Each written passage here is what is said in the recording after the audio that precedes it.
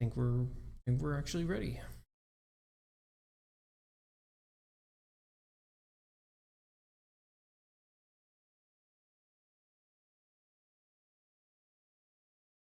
All right, I'm ready, huh? Oh, error occurred. It says an error occurred. Huh? Everything seems like there. Gotta have that at the forefront. Stupid thing. It's weird like that. I don't see why it shouldn't be working. No real reason I'm aware of.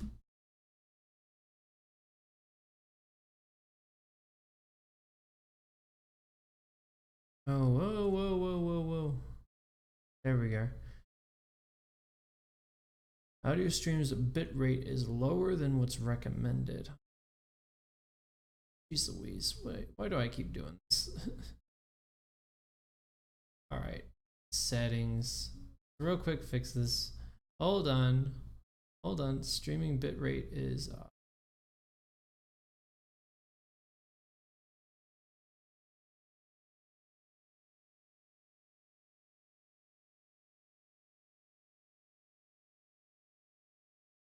info. Weird. All right. All right, let me to raise the bitrate.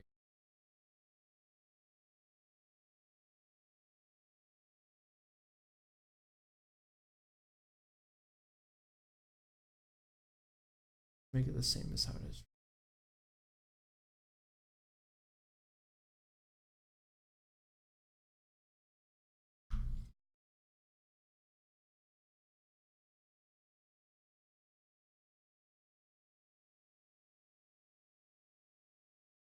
Yeah.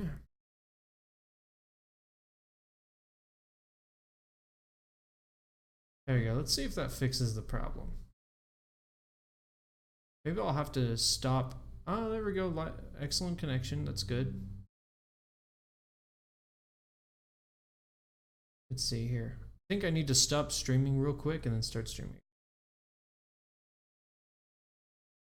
Let's try that. Working now? Better be. It says I have excellent connection. Better be excellent connection.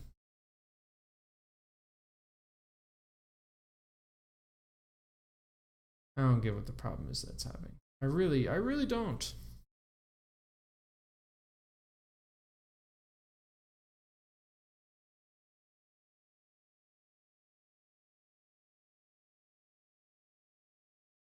Hold on. Let's see if I can fix this stupid thing.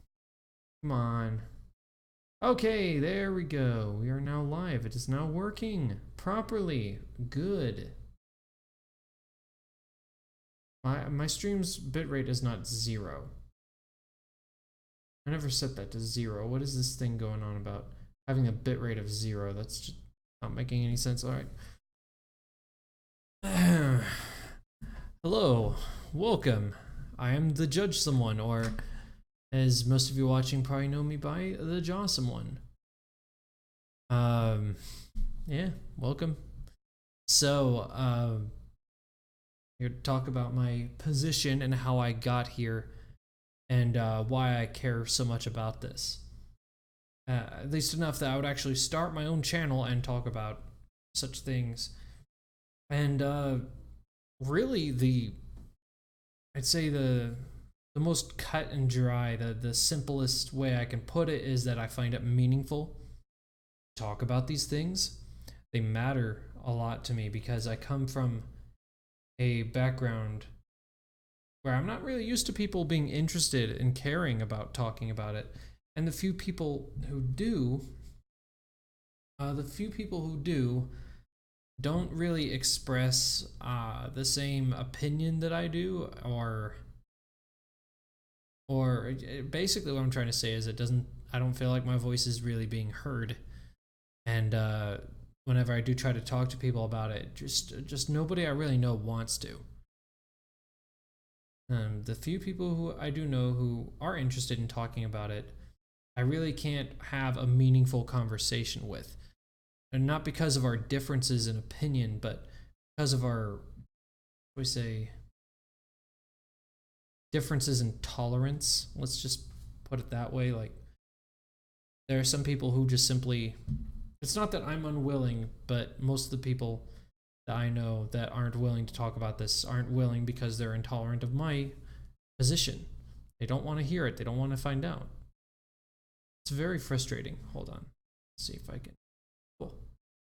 All right. It's very frustrating to be in this position when people that I know and care about just don't want to talk about things that matter, that are fundamentally wrong with the world we live in, with the country, and the things that we can do and things we should do to make it better. But I want to talk about my position, what got me here. Man, geez. I really wish that YouTube didn't mess up with the first live stream. This is actually the second one. I was trying to live stream this earlier today, about an hour ago, and I went through that entire hour, and I pretty much said everything that I needed to say. But YouTube wasn't actually live streaming. It was telling me that it was, but I was like using a different method for it. Like YouTube has two different ways. There's one which you connect to YouTube through some third-party software like OBS, which is what I'm using, or you would connect to YouTube directly itself. It has like its own secondary live stream feature, but that one just doesn't work for me, and it only allows you to connect to it and use a camera. I can't share a screen. I can't select different windows and show you what I want to show you. It's really weird. So I'm using the second way. Did I mention the fact that the first way of live streaming that I was trying to do, YouTube just wasn't happy with me. I think it was because I selected private, but I told it to schedule to be ready at a certain time, which was 12 today, and YouTube didn't seem to like that very much, I guess. So it pretended like it was live streaming because I told it, okay, I'm ready. Let's go ahead and start the stream now. And I told it, let's start the stream now. And I shared links to it on my Discord and my Facebook, and then nobody came to it, and I was really confused. And I spent like an hour just kind of rambling about my position, and YouTube, man, why you gotta be like this? But at least it's working now. So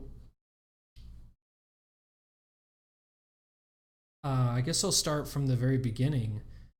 Growing up, I never really cared that much about it, like most kids, honestly. And about as much as probably any kid should. And I didn't really talk about it or think about it too much. I played a lot of video games. That was my number one thing. That was the thing I cared about more than anything else, was gaming, having fun, having a good time. And honestly, that was kind of my problem, because I didn't really develop a very strong, how do I put this? A very strong knowledge base, a very strong, rock solid foundation of wisdom. You know, I was taught the principles and the doctrine of the Bible. That's what my parents trained me with. They, I guess you could say, they indoctrinated me. I think that's the term most people would use. And I'm not going to try to argue whether or not it's moral or right to do that, but that's just kind of my story. That's what I wound up being, and it kind of was a problem for me because I still held that as a very strong value, yet I never actually did the investigations needed until around 20, what was it? I left for the AIM program in 2016, I think. 2016, I left to attend a Christian apologetics program known as AIM because I wanted to know more about apologetics and start debating with atheists, because actually I have several reasons for getting involved. The first and foremost, the thing that really got me going was debating atheists when I was in high school. I just because I didn't really have any knowledge to argue and to argue the pros and cons of the Bible with anybody. But there were plenty of atheists who liked to own me and wreck me because I didn't know anything. That was fun. It was interesting. And then let's see anybody. All right. Then the second reason was a certain member of my family. I'm not going to say who, but that member of my family was a serious misandrist. She had very huge issue with men, and especially with men who were in any sort of position of power, even just a little bit. Like men who are leaders, men who took charge and got things done. She did not like masculine men. So she took that out on me, and I lived with her for a very long time. Roughly speaking, 7 years, probably more than that. So I'm 21 years old, so that's about a third of my life that I spent living with this woman. The reason I had to live with her was because of issues regarding my father. When I was about 8 years old, he left the family. I'm not going to get into any details about why that is or anything, just for the sake of saying it, that's what happened. And now, gradually, as time went on, she became very argumentative towards me. It's weird. The relationship between us got worse and worse as time went on. And she basically just didn't like that I didn't just immediately bow down to every word she said and every decision she made. You know, because I'm not that kind of person. I don't like to just go with what people tell me. I've never been that kind of person. And I think a lot of that has to do with genetics, because I come from a long line of very stubborn people. Very stubborn people. And I think I got a lot of that inner rebelliousness. So yeah, about 2016, I left, and then I learned a lot about Christian apologetics and about the Bible and about a lot of the evidence that supports it. Now, I didn't learn enough, but that was a very important moment of sowing the seed for me, so to speak. It really got the ball rolling for me and got me interested in learning more about such things. And I don't know if this is the case for just me, but the way I see it, religion and politics are very closely intertwined in a way that I'm not sure I know how to explain. I really wish I knew how to explain it. It's like, it's almost like I have a distinct passion for determining right from wrong and then teaching others to live by what I've learned. I guess you could say is the driving force behind what got me so invested in it. Because, of course, growing up without a dad, there are a lot of things that you don't learn that are absolutely necessary for someone to learn. And I had to learn much of that the hard way by, socially experimenting, by interacting, by studying, by observing carefully and thinking critically. And it's been rough.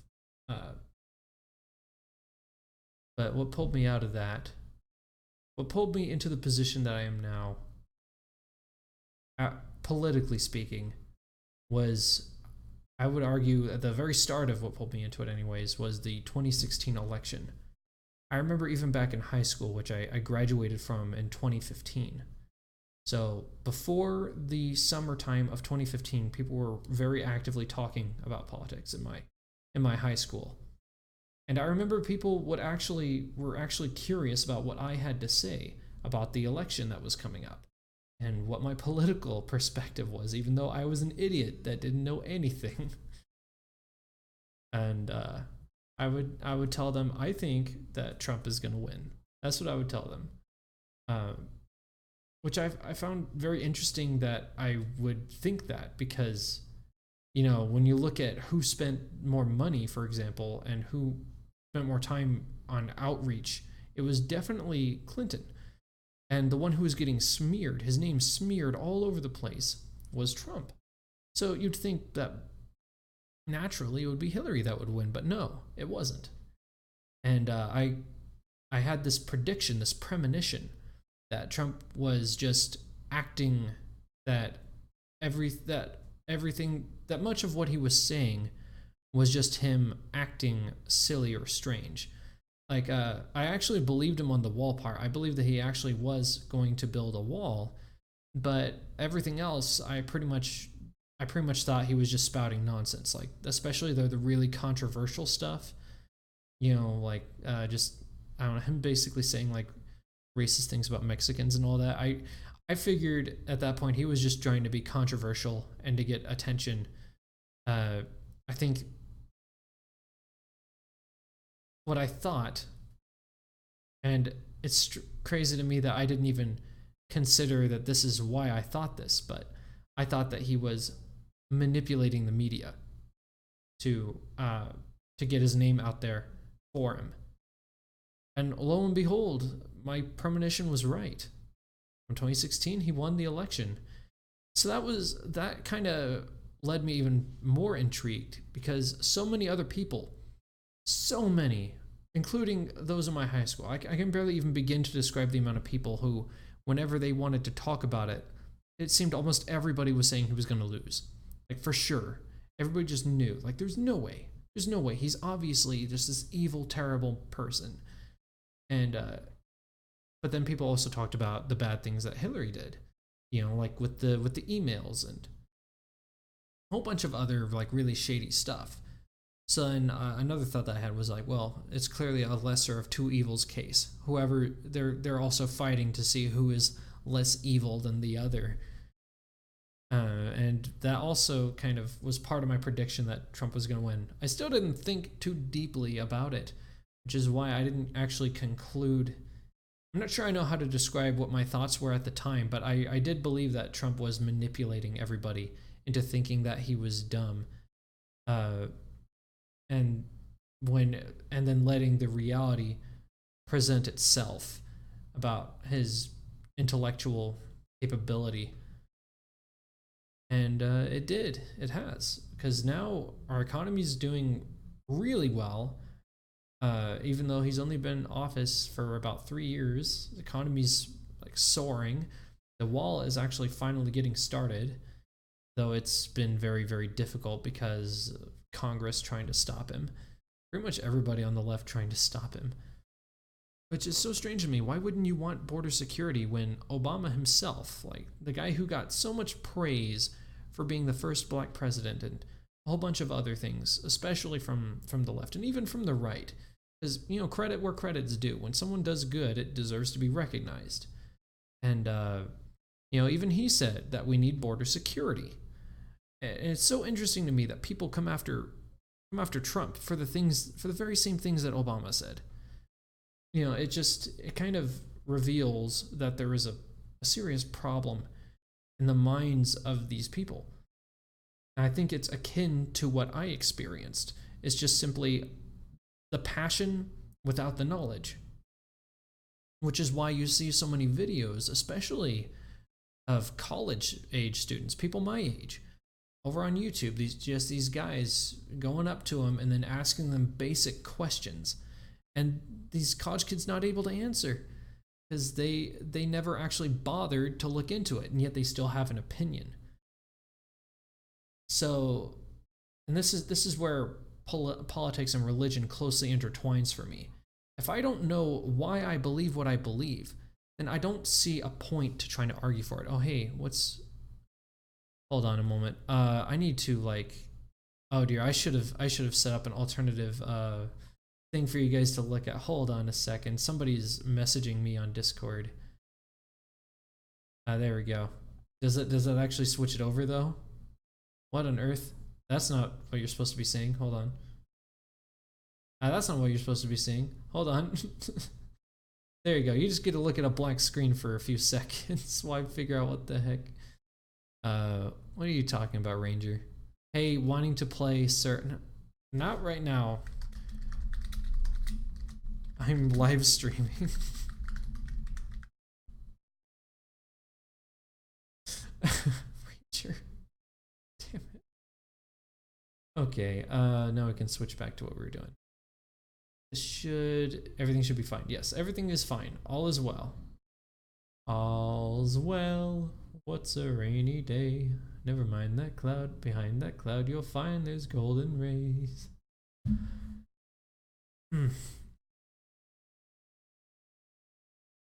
So, where was I? Yeah. Okay. So when I was mentioning that person that is a misandrist and who hates masculine men and took that out on me whenever she could, or at least whenever she felt like she should, as time went on, that just gradually worsened. And when I turned 19, it's like I just kind of snapped, and I started really getting interested in politics and religion. And because I wanted to learn how to debate her. Because I was tired of being a child, basically. I was tired of her bossing me around and bullying me. And I didn't want to just take it anymore. But I wanted to know the right way to do it. Because in the past, what I would do is I would just react emotionally. And that's not how you... But I knew even then that that's not a way to actually, win in an argument. It's not how you achieve victory. That's just how you make yourself out to look like some kind of fool. And I was tired of being that fool. So I gradually began observing politics and religious discussion more and more and more. And it was really hard. It was even painful because you have to look at the arguments of people who disagree with you. And you have to observe them carefully. You can't just play the game of ad hominems. You have to really think about these things. Otherwise you're at risk of becoming stupider and even more ignorant than before you even started. So that was what I did. I thought about things, and I talked about these things, and years passed of me doing this, and still dealing with my issues with her. And then I finally gained the confidence I needed. And you'll never believe. Well, no, it's pretty believable. I got this inspiration, this courage, and ultimately the wisdom I needed, not from watching political commentary, though that did play a major role in helping me establish my political arguments. But it was from Jordan Peterson lectures. I found out about him through the Kathy Newman versus Jordan Peterson debate, and how bad she tried to smear him. And I really resonated with that, because that's what she would do. And by she, I mean the relative who was psychologically abusing me. So I watched more and more and more of his lectures and learned more and more about what's meaningful and important. And I even lost interest in gaming. I've actually don't really enjoy games as much as I used to because of this. Because now I know what really matters. And gaming isn't something that matters to the same extent. It's art and it's fun and I enjoy it, but it's not meaningful. It's not meaningful to sit around and play video games all day. Meaningful is figuring out the difference between truth and lies and what things matter. And it's hard, very hard. I greatly sympathize with anybody who who's gone through this kind of process to end up being center leaning or right leaning or even left leaning. Even though I really don't appreciate what I've been seeing people who call themselves the left do these days. And I'll just go ahead and just talk about it. I'll use a very recent example. The Vox Apocalypse. If you haven't heard of that, just look it up on YouTube. I'm going to type it out here in chat just so you can see it. Vox Apocalypse. After this live stream, or maybe even during it if you really want to, look this up. Look this thing up. The Vox Apocalypse. It's not good what this guy does. And this is what members of the left, I won't argue whether it's the majority or the minority, it's definitely the elitists who have the power to do this. That much is certain. But they've been censoring centrist and right-leaning people. Everybody, I swear, everybody that's more right-leaning than, say, anybody that's more right-leaning than Bernie Sanders is considered some kind of massive evil entity that must be destroyed.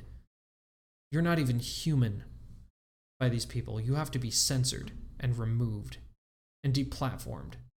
And anybody who supports you agrees with you 100%. And it's just see this kind of behavior from this woman who wasn't even a political person. She had the mentality of one of these like lefty types, even though she herself had no like political stance. She wasn't like registered as anything. In fact, I bet if I really tried to discuss with her exactly where she is, she'd probably say that she's a Republican or a conservative. But she doesn't act like one. Not like the ones that I see on YouTube and even in the comments section. Seriously, the worst thing that I hear people on the right saying, I'm not talking about the far right, by the way. I'm not talking about the alt-right, but the right in general. The worst thing that they say is that it seems like we're heading towards a civil war, which is a pretty scary thought. Pretty scary thought to me. I'm just not an advocate for violence and seeing people getting hurt. But I think it's becoming true because the Vox Apocalypse shows just how much the elitists want to censor and control. They've become the very Nazis they claim to hate. They really have. It's exactly like what the Nazi Party did in Germany. They took away people's guns so that they couldn't defend themselves.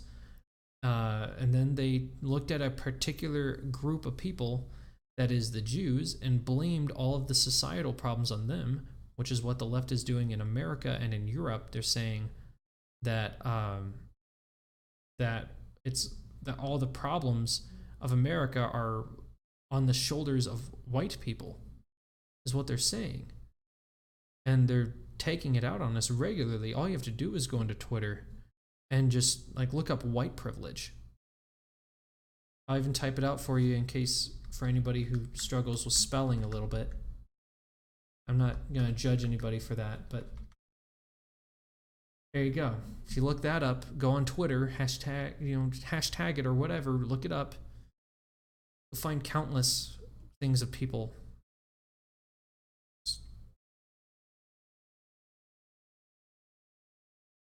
So wrong. So wrong. And it so clearly is. And yet, it's still here, and it makes you wonder how and why, you know? And this is what has finally led me to deciding to stand up for it and make this channel and make these kinds of videos. I'm tired of my voice not being heard, and that the only people who are hearing it and talking to me about it would be my coworkers at my job. Many of which tend to either not want to really talk about it or disagree. You know, usually what I get from people whenever I talk about this kind of thing is just kind of like a head nod and just kind of a yeah. Like they're not really listening. That's what that tells me. They're not really listening to what I'm saying. They just simply don't want to look like they don't want to potentially damage their relationship with me by saying something that I don't agree with. And that's really concerning to me. I do my best to give people absolutely no reason to be afraid of sharing their opinion with me. And it's been really difficult for me to get to this point. I've already talked before about how, in order to learn how to debate, I had to also observe people I disagreed with and what their points were. And I had to learn how to argue. I had to learn how to articulate.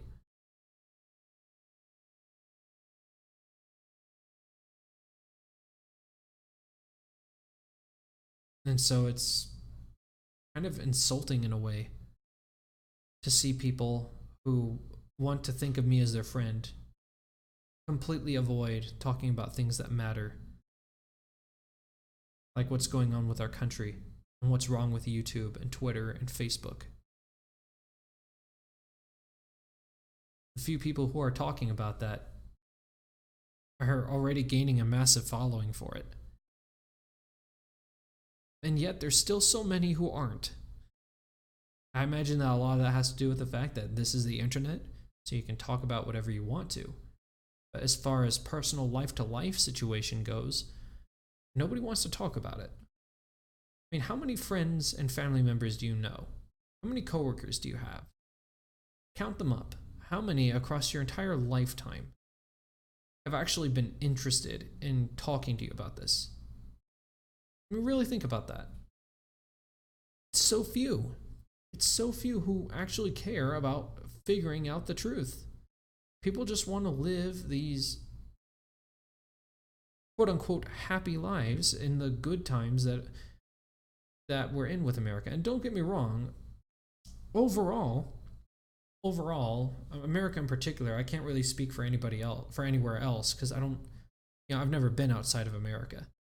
But in America, we're in pretty good times right now. The economy is doing very well. We have a very good president.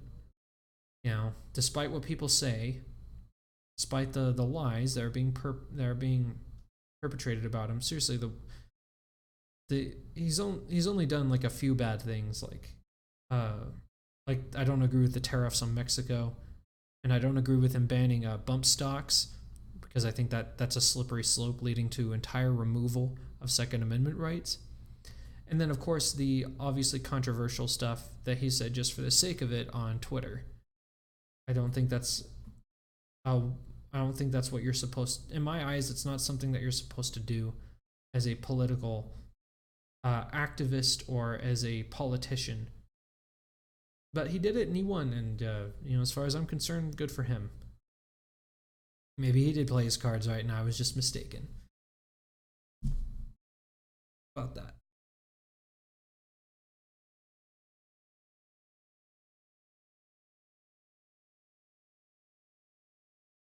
And then religion. So I grew up in the Church of Christ denomination. Church of Christ. And I was taught all I think I mentioned before how I was like pretty much what most people would, by the very definition, I think it's called indoctrination. I don't know what the actual definition is. I just hear that all the time. Every time, especially, like, always from atheists too. It's always used as such a negative word, indoctrinate. Well, indoctrinate is derived from the word doctrine, which means which means what's the word? It starts with a P. Practices, no.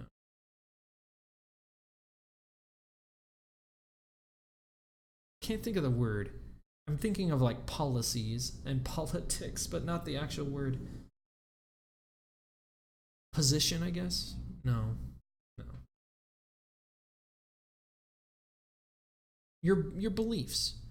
Your moral beliefs. That's what doctrine means. It's a moral belief. And to indoctrinate means to just convince somebody, or rather to manipulate somebody into believing and practicing a doctrine. That's what that means. And that's basically what happened with me. But it's always used as such a negative word, and it's like, what else are you supposed to do? Especially with kids. You're supposed to not teach them anything and just let them figure out the world for themselves? I mean, in part, yeah, you should do that. In part. Even the Bible encourages doing that. It says, I believe it's in the book of Genesis, God says, hey, leave your parents, get out into the world. And I don't think it's just being literal there. I think it's also being metaphorical, talking about intellectually leaving your parents and finding your own position, figuring out for yourself what the truth is. But up until that point, you still gotta be taught how to behave, and it's a lot of stuff to learn. Like, it's a lot of stuff. I think adults, especially adults that were either really spoiled and given, like, never had any real conflict in their lives, and B, parents who are, or people, I should say, who are old enough. I specifically mention non-parents because I'll share with you why. Parents who don't, people who are old enough eventually forget what it was like to be in the mind of a kid. Gradually, as time goes on, even I'm experiencing that. I'm actually struggling to remember why I believed some of the dumb things that I believed in as a kid. Like, I can still remember what some of those things were, but I can barely remember why. But it's clear just by the fact that it was so illogical that it was emotion oriented and nothing else. There was no real way to explain it. And that's the real problem with indoctrinating children, is that if you don't do a good job teaching the kids why something is important or why this should be done, and still demanding that they follow it, then they're gonna, as they get older, they're gonna tend to want to rebel against it if they aren't doing that immediately. But it also makes them dumber because they're mindlessly obeying it or mindlessly disobeying it. Because again, nobody likes being told to do something unless they're given some kind of incentive to follow it, some kind of reason.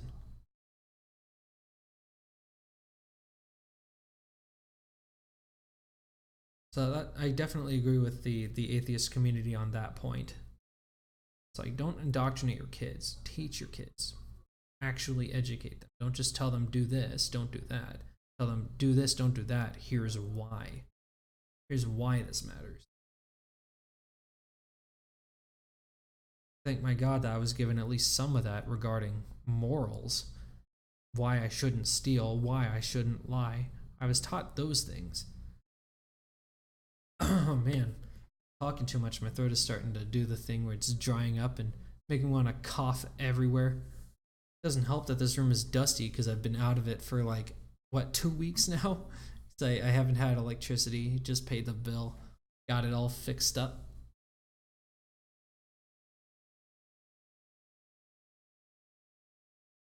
Yeah.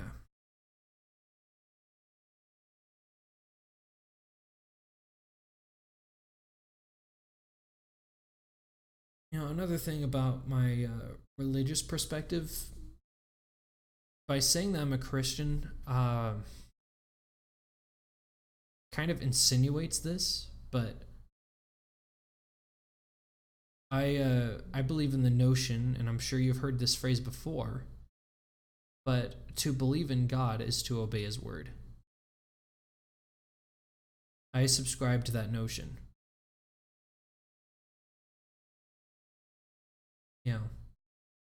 Because one of the things that you hear so many times from people is, "Do you believe in God? Do you believe in God?"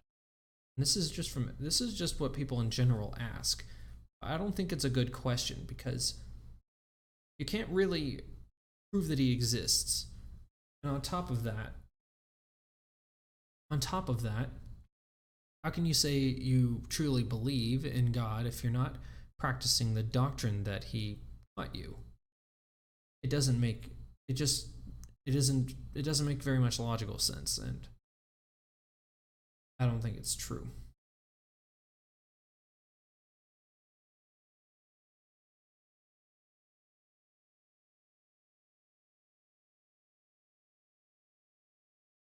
I think I'm gonna no, I'll talk a little bit about apologetics. I have a book that really goes into great depth on the arguments that support the Bible. And it covers all kinds of things. There's philosophical arguments to be made. There's archaeological uncoverings that support the Bible. There's a lot. I'm genuinely surprised at how much there is. It's abundant. There is a lot of evidence. And yet you so rarely hear it get talked about. As if it's as if people hate hearing about the truth and they'd rather hear things that validate their emotions and their opinions. And I say this because of a bunch of different things, really, but this book that I have that goes into such detail, and I've barely read any of it, but I've read enough to know just how much there is. It's a book titled New Evidence That Demands a Verdict, and it was written by Josh McDowell. And his story is very interesting to me because, in a nutshell, his story is he was an atheist, and he, kind of like I was towards atheists as a kid, he despised Christianity because he actually came, I believe he said he came from a Christian family. But he despised the very concept of it because he didn't really like. It's just a lot of. He had baggage. Let me put it that way. He had baggage. He had a lot of serious issues, just like I had a lot of serious issues that made me really detest atheists and their perspective as a kid. I didn't really mention this before, but well, I kind of did mention how I used to get emotional instead of trying to make a rational argument for my position. Instead, I was just very, very emotional. And because I wasn't really taught how to argue. And so I kept getting wrecked all the time by atheists. It was very frustrating, and I kind of hated them for it. But what was I leading into about that? Yeah, so Josh McDowell's story. His was basically the same, except in vice versa. He was an atheist who was very emotionally against Christianity. And he eventually went into college. And at one point, he was surrounded by, I think it was in a science lab or something like that. And he was working with a bunch of Christians. And they were having a very serious, very intellectual debate about Christianity. And they were providing evidence that backed up the Bible, according to his story. And but he still denied it. And they said, well, okay, how about we provided you some evidence, so how about you provide as much evidence as you possibly can to showcase, that Christianity is false. So he did. He set out to prove them wrong. And what he found was so much abundant evidence that supports Christianity that he wound up becoming a Christian himself and advocating for it ever since. To name just a couple of the things that I've read, though not very much of, because it's a very thick book and it's like an encyclopedia. It's boring as hell to read through, but it's very interesting. I mostly read through the archaeological discoveries, so I'll mention two of them. One of them was Sodom and Gomorrah. Sodom and Gomorrah was found, and it was burned just like the Bible described it. They found Sodom and Gomorrah, and they even determined how it was destroyed, the way it was in the Bible. Basically, there's this substance, I think it's called pitch, or pitch is what it becomes, but this substance was lying onto the ground, and there was an earthquake. And this stuff got kicked up into the air, and it came back down on the people. And that stuff was launched high up enough into the air that when it came back down like fire. It was very hot. It was like a literal blaze. Hold on, Ranger's saying something to me again. Link.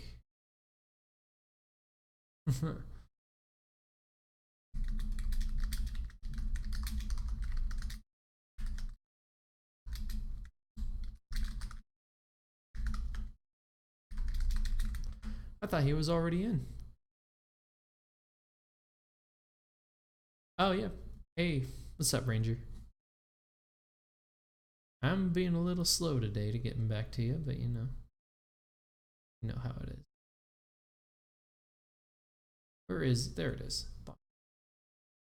I just realized I never left the screen. I actually didn't leave that screen the whole time. Whoops. Alright.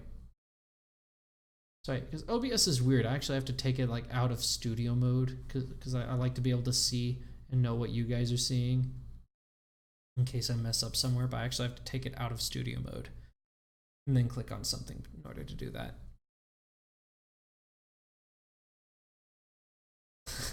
He's saying something to me again. Yeah, now it's just, oh no, CSGO, oh no.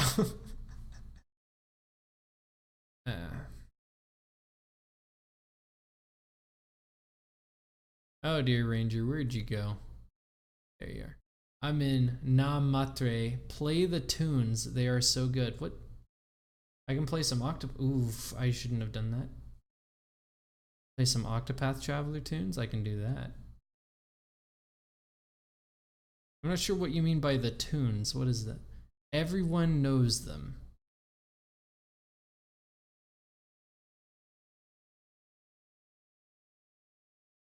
I think you mean nom mate here, don't you?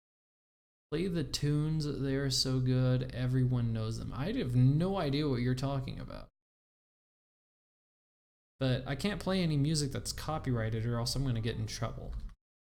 Tell you what though, I will pull up some Octopath Traveler. I'm gonna put on my own headset. Uh-oh. Oh, good classical pieces? No, I'm not gonna play classical music right now because a podcast isn't really supposed to have music behind it, and that's really what this is. This is a podcast. Besides, I don't know if anything's gonna come up that's gonna be copyright issued. I don't want to risk getting into trouble. I know there isn't a problem with Octopath Traveler music because I've used it before. I'm gonna mute you. You better stop spamming me that song.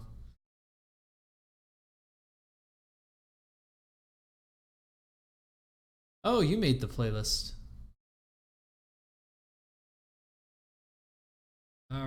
It's not easy for me to actually play it from here, though. Let's see here.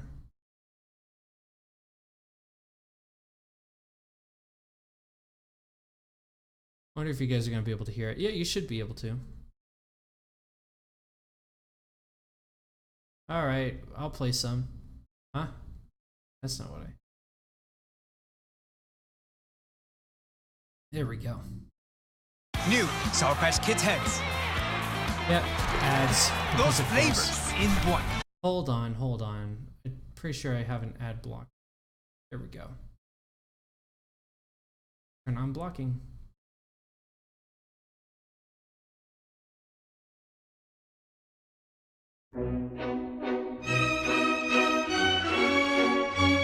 Wow, this... no.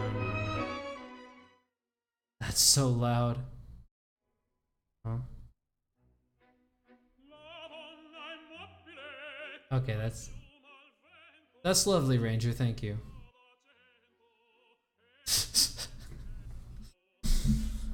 All right. I can't think. No, I'm sorry. I can't play music while doing a podcast. I can't think with music playing. Really explains a lot for me then, doesn't it? Just take a Ranger. Oh yeah, hold on. Apparently I'm still showing Enix. There we go.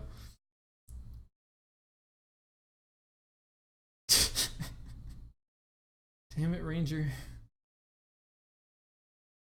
I just realized I have like really good...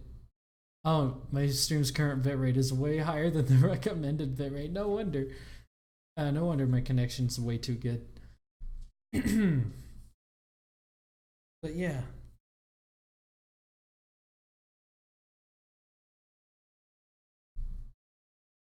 Where was I? Damn it, Ranger, this is important.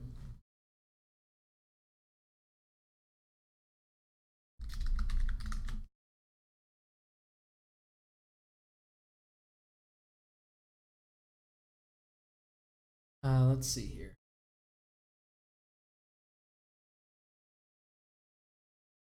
Actually, I think I've said all that I really need to say about what's wrong with the political landscape, because I brought up Vox Apocalypse as a clear example and showcase of what has happened with the elitists and the capitalists who are in control over this this new era that I like to call the technocracy. You know what? You should look that up, by the way. Here's another fun thing for you. So some of you guys may have heard of him, maybe some of you guys may not have, but there's this guy called Mysterious Mr. Enter. Now he's a very interesting character with a very interesting history, but he started a new series about politics that he calls Technocracy.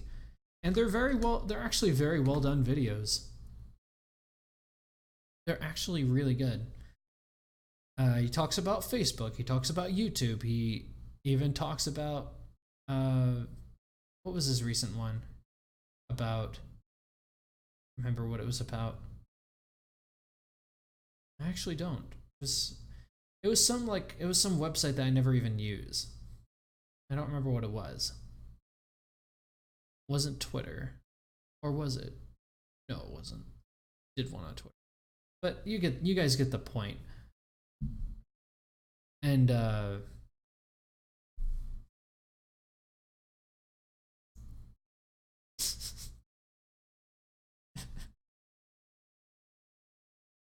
Ranger.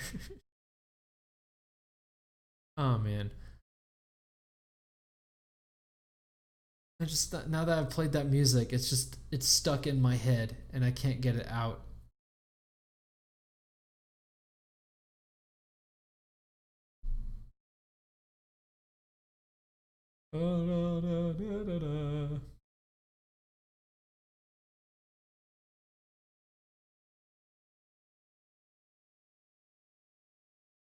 Yeah, I think that's it. But if you guys want to ask any questions, any of you guys who are still watching, And by that I mean like the one person. It says 2 concurrent viewers, but I'm pretty sure I count as one of those concurrent viewers, so yeah. Leave your comments and everything like that. I want to hear what you have to say. I'll hang around for maybe another 10-ish minutes. So this is pretty much the end of the video until I get a question.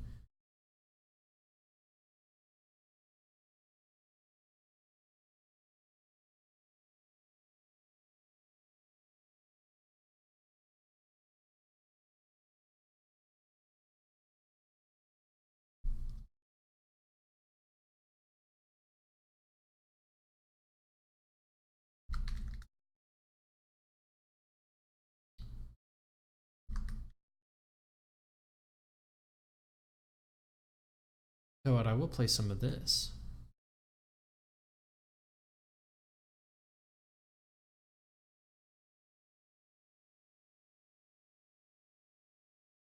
What's wrong with this thing?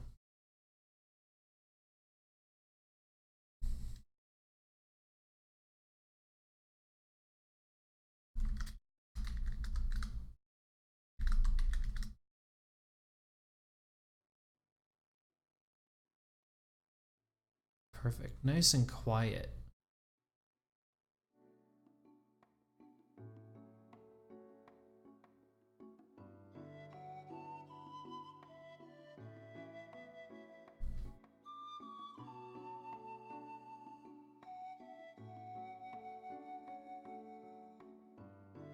To my bit rate.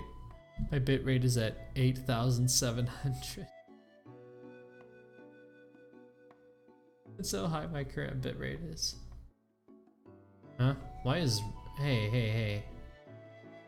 Come on. Move me up. I need to be on top of... Move up.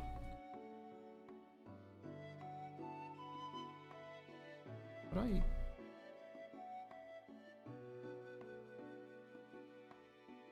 Hold on. This is annoying. In order for this to work, I had to like crop out a very specific section, and now this thing is just... Damn it. What if I put it down there and then... No, if I put myself out and back in. Yeah, I know, I'm AFK. Yeah, that's exactly where I did. Why am I still at the bottom? Okay. Oh, you stupid thing. Where's the button that says, don't put this guy at the top, put him at the bottom? Damn it.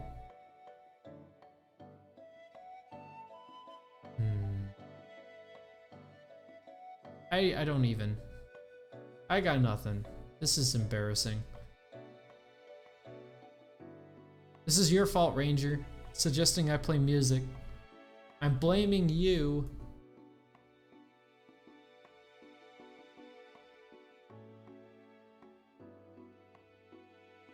You should play some AoE too, my dude. Oh yeah, man. I do. I see what you're getting at. I see what you're getting at. Yeah, after this, I need to go eat lunch first, though.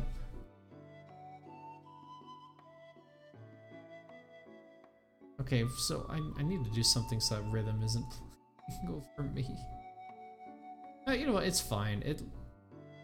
Oh, and now it looks weird. Why is it like that now? I accidentally dragged the screen. Drag the screen. That's not what I'm displaying. What? Oh right, OBS is being weird. Come on, drag it that little bit down. A little bit more. No, wait, a little bit. Yeah, perfect. Looks good, beautiful. All right, awesome. I had to actually drag the whole window to get it right.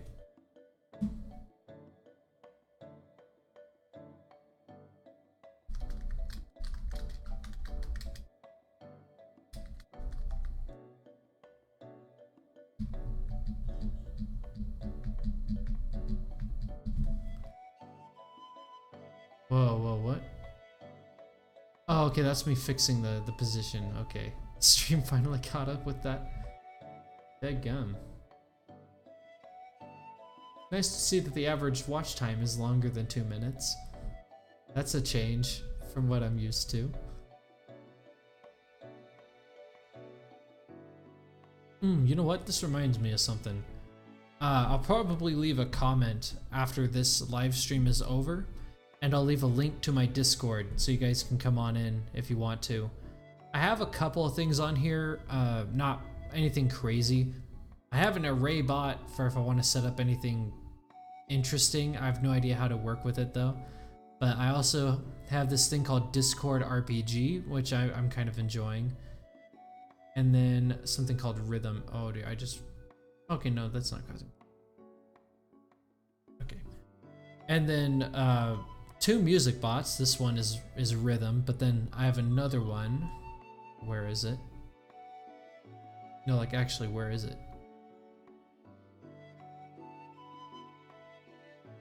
What happened to it? It's like, it's gone.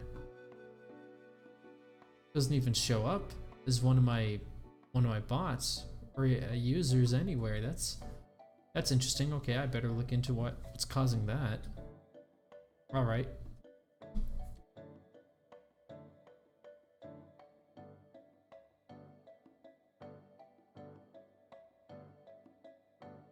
All right. I think this stream has gone on long enough. There's nothing more. Oh well. Well, thank you guys so much for joining me. By that I mean Ranger, literally the one person who did. And maybe one other person, I don't know. It says I have 2 playbacks on here. 2 playbacks, so maybe 3 people, I don't know. You guys all take care. You guys don't kill each other in the comments while I'm gone. While I'm here. Oh, whoa, whoa, whoa, whoa.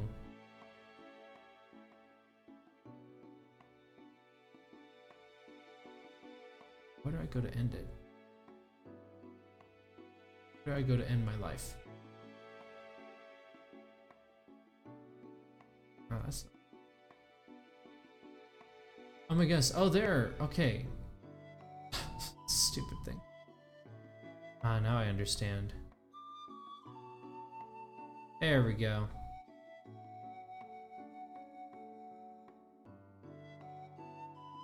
Alright. Bye, guys.